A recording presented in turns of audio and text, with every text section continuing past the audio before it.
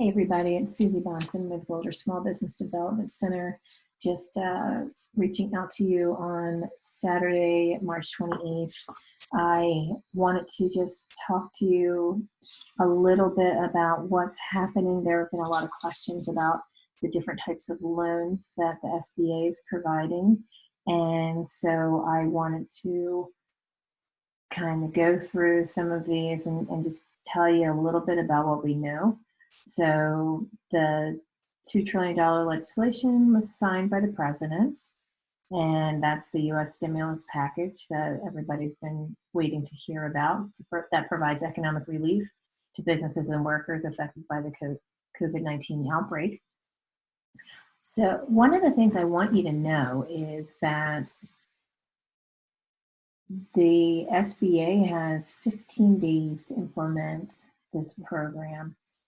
And they are working on a structure and implementation and trying to get the bones together, but they do have 15 days to get this in place. So just stay tuned, and we'll try to provide as much information as we can. I apologize if I touch my glasses in this session. By the end of all this, maybe we'll all be friends, but just wanted to let you know my dog ate my glasses, and this is a backup pair, and they don't fit my face. So that's the way that is. All right, so let's just talk about the CARES Act and the other loans. Here we go. This bill, by the way, is for businesses that are less than 500 employees, 501c3, sole proprietors, and independent contractors. So my friends that are sole proprietors, don't you worry, there might be something here for you. The SBA Economic Injury Disaster Loan, the EIDL loan, is the one that everybody has been working on the last couple of weeks. So sending in their applications for these working capital loans to help businesses in these times, and helping them with financial obligations that cannot be met as a direct result of the COVID-19 virus.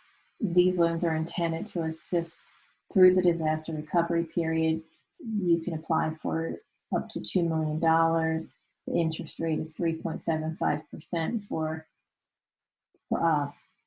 for-profit businesses. Nonprofit are 2.75, and you do have to put collateral up for over $25,000. The application itself asks for a lot of personal information, for affiliate information. So a lot of your financial data needs to be compiled to get that application in. 4 people that were applying this week that were having troubles with the website. Site had some problems. You are not crazy. Don't worry, just keep trying. The recommendation was to try in the off times, so before 7 a.m., after 7 p.m., just so you know that I'm not sure if it's fixed yet. There are a couple of options with submitting via email or in a couple of different ways, and I won't get into that, but they're working on the site. Then you have the Small Business Emergency EIDL grants. If you don't qualify for the EIDL loan, there's possibility that you can qualify for the EIDL grant. The EIDL grants are direct grants for businesses that apply but do not qualify for the EIDL loan. And I understand that it's maybe around 10,000 for people that don't qualify, but something's better than nothing.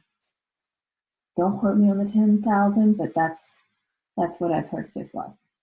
Then you have the Paycheck Protection Loans. So the Coronavirus Aid, Relief, and Economic Security, the acronym is CARES, C-A-R-E-S Act, allocated $350 billion to help small businesses keep workers employed amid the pandemic and economic downturn.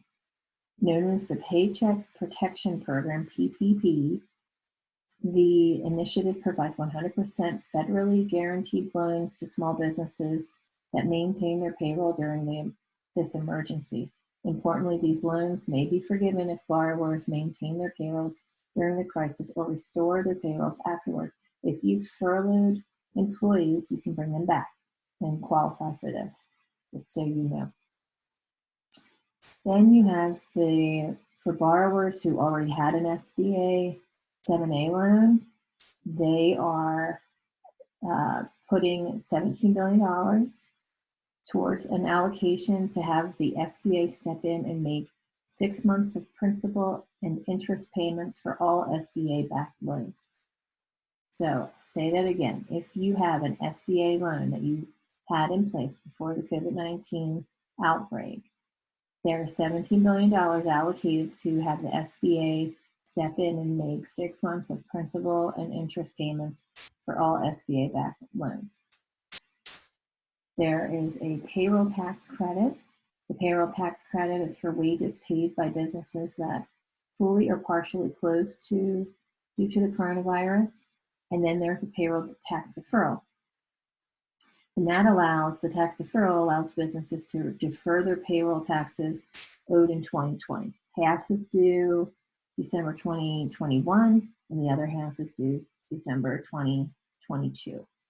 And businesses that receive the EIDL or the Paycheck Protection loans are not eligible. So if you get money from an EIDL loan or a Paycheck Protection loan, you do not qualify to defer your taxes or payroll, this option.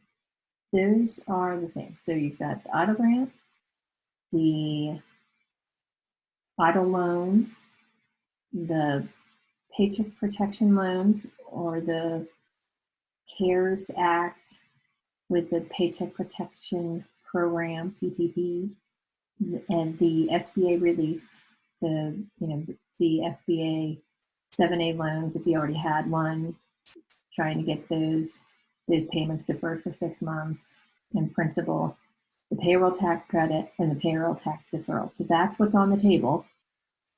And we'll see about how to apply. I know that they are getting banks on board to help with these, some of these programs. And again, the EIDL loans, you're able to apply online. And that is what I'm going to talk about on this little segment.